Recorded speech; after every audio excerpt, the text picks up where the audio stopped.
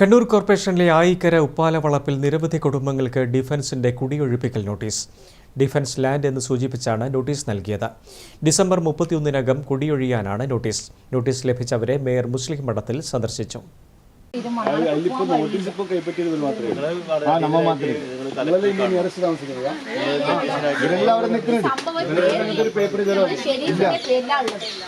എൻ്റെ ഉപ്പ ആദ്യം നിന്നപ്പുറത്ത് എൻ്റെ ഉപ്പാൻ്റെ പങ്കൊക്കെ കൊടുത്തത് ഇത് ഷെരീഫ് എന്നുള്ള പേരിലാണ് ഉള്ളത്.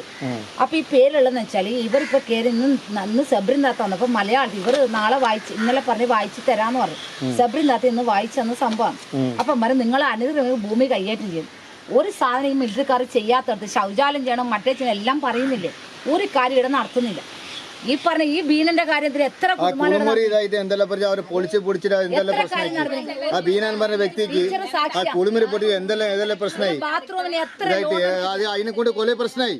കണ്ണൂർ കോർപ്പറേഷനിലെ ആയിക്കര ഉപ്പാലവളപ്പിൽ നിരവധി കുടുംബങ്ങൾ ഭീതിയോടെയാണ് കഴിയുന്നത്. ഈ മാസം 31-നകം കുടിയൊഴിയണമെന്ന് കാട്ടി ഡിഫൻസ് വിഭാഗം നൽകിയ നോട്ടീസും കയ്യിൽ പിടിച്ച് എന്ത് ചെയ്യണമെന്നറിയാതെ നിൽക്കുകയാണ് 17ഓളം കുടുംബങ്ങൾ. ഇവരെ മേയർ മുസ്ലിം മഠത്തിൽ സന്ദർശിച്ചു. 50 വർഷത്തിലധികമായി ഇവിടെ താമസിക്കുന്നവരെ പെട്ടെന്ന് കുടിയൊഴിപ്പിക്കുന്നത് അംഗീകരിക്കാനാവില്ലെന്ന് മേയർ പറഞ്ഞു. യഥാർത്ഥത്തിൽ 19 വർഷത്തോളമായി ഇവിടെ താമസിച്ചു വരുന്ന ആളുകളാണ്. ഇവരെ സംബന്ധിച്ചിടത്തോളം മറ്റു ജീവിതോപാധികളൊന്നുമില്ല. മറ്റൊരു ഇഞ്ച് സ്ഥലം പോലും ഇവിടെ എവിടെയും ഇല്ല എന്നുള്ള രീതിയിൽ വളരെ പ്രയാസപ്പെട്ട് അന്നന്ന് ദിവസത്തെ കാര്യങ്ങൾ തന്നെ കഴിഞ്ഞു പോകുന്നത് തന്നെ വളരെ പ്രയാസപ്പെട്ട് കഴിഞ്ഞു പോകുന്ന ആളുകളാണ്. ഇവരെയാണ് ഇവിടുന്ന് ഇപ്പോൾ ഡിഫൻസ് അതോറിറ്റി കുടിയൊഴിപ്പിക്കാൻ പോകുന്നത്. നേരത്തെ ഇതൊക്കെ കൻ്റോൺമെൻറ്റ് ലാൻഡായിരുന്നു.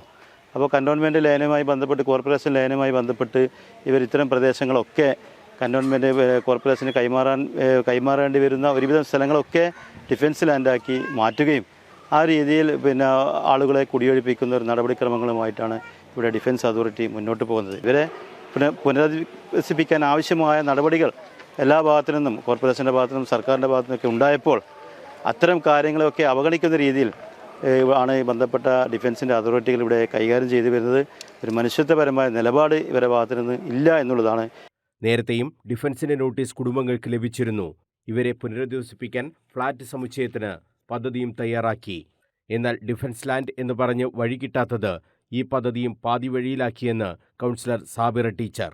കോർപ്പറേഷൻ്റെ നേതൃത്വത്തിൽ ഇവിടെ എടുക്കാൻ ഉദ്ദേശിക്കുന്ന ഫ്ലാറ്റ് സമുച്ചയത്തിന് ഡിഫൻസുകാർ തടഞ്ഞതിൻ്റെ ഫലമായി ആണ് ആ ഫ്ലാറ്റ് നിർമ്മാണം നിർത്തിവെച്ചത്. ഇപ്പോൾ കഴിഞ്ഞ 2 മാസം മുമ്പേ നമ്മുടെ ഇപ്പോഴത്തെ മന്ത്രി കടന്നപ്പള്ളി രാമചന്ദ്രനും അതുപോലെ ഡിഫൻസുകാരും കോർപ്പറേഷനും നമ്മുടെ കലക്ടറും സബ് കലക്ടറാണ് കൂടെ വന്നത്. ഒക്കെ കൂടി ഒരു ജോയിൻ്റ് ഇൻസ്പെക്ഷൻ നടത്തിയിട്ട് ഡിഫൻസ് അധികാരികളോട് ഈ വഴിയിൽ ഇവിടേക്ക് പോകാനുള്ള കുറച്ച് സ്ഥലം വിട്ടുതരണമെന്ന് ആവശ്യപ്പെട്ടിട്ടുണ്ടായിരുന്നു. അപ്പോൾ അത് വില്ലേജ് ഓഫീസർക്ക് അതിൻ്റെ നിർദ്ദേശം കൊടുത്ത് എത്ര സെൻറ്റാണ് പോവുക എന്നുള്ള കാര്യം അതിന് പകരമായിട്ട് വേറെ ഏതെങ്കിലും സ്ഥലത്തിന് അവർക്ക് കൊടുക്കുക എന്നുള്ളൊരു തീരുമാനം ഉണ്ടായിരുന്നു. പക്ഷേ ഇതുവരെ അത് നടപ്പിലാക്കിയിട്ടില്ല. തീർച്ചയായും ഈ ഒരു ഫ്ലാറ്റ് സമുച്ചയം ഇവിടെ വരികയാണെങ്കിൽ നമ്മുടെ ഈ പറയുന്ന പ്രശ്നങ്ങൾ നമുക്ക് ഇല്ലാതാക്കാൻ സാധിക്കും. മറ്റ് വീടോ സ്ഥലമോ ഇല്ലാത്ത തങ്ങൾ എങ്ങോട്ട് പോകുമെന്നാണ് നോട്ടീസ് കിട്ടിയവർ ചോദിക്കുന്നത്. നമ്മുടെ മക്കളെല്ലാം ഇവിടെ നിന്നാണ് പ്രസവിച്ചിന്. കല്യാണം കഴിച്ചോളാ ടീച്ചർക്ക് അറിയാം. കല്യാണം കഴിച്ചോടത്ത് ഇവിടെ. അപ്പം നമുക്ക് ഇവിടെ വിട്ടിട്ട് വേറെ എവിടെ പോകാൻ ഒരു വീട് വരെ ഇല്ല, ഒരു ജാഗയില്ല. പോകാൻ വേണ്ടിയിട്ട് അന്നന്ന് നയിച്ചാൽ അന്നന്ന് ജീവിക്കുന്ന കൂട്ടല്ല നമ്മൾ. അപ്പം നമുക്ക് എവിടെയും പോകാനൊരു ഇതുമില്ല, സൗകര്യം. പെട്ടെന്ന് ഇവർ വന്നിട്ട് പറയുമ്പോൾ നമ്മൾ എവിടെയാണ് പോകേണ്ടത്?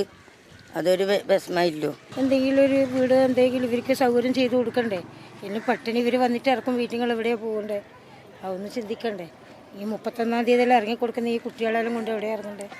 അപ്പോൾ അതിനുള്ള സർക്കാർ എന്തായാലും ഇപ്പോഴത്തെ ചെയർപേഴ്സണെല്ലാം ആരായാലും അവർക്ക് അതിനെ പിന്താങ്ങിയായിട്ട് നിൽക്കണം. അതാ പറയാനുള്ളത്. പെട്ടെന്ന് ഇവർക്ക് എവിടെയും പോകാൻ കഴിയില്ല. വീട്ടുപണിയെടുത്തിട്ട് ജീവിക്കുന്ന കുട്ടികളല്ലേ ഉള്ളത്. പ്രശ്നത്തിന് പരിഹാരം കാണാൻ അടിയന്തര ഇടപെടൽ ഉണ്ടാകുമെന്ന് മേയർ ഇവർക്ക് ഉറപ്പു നൽകി. പ്രശ്നം കെ സുധാകരൻ എംപിയുടെയും മന്ത്രി കടന്നപ്പള്ളി രാമചന്ദ്രനെയും ശ്രദ്ധയിൽപ്പെടുത്തുമെന്നും മേയർ അറിയിച്ചു. News bureau, Kannur.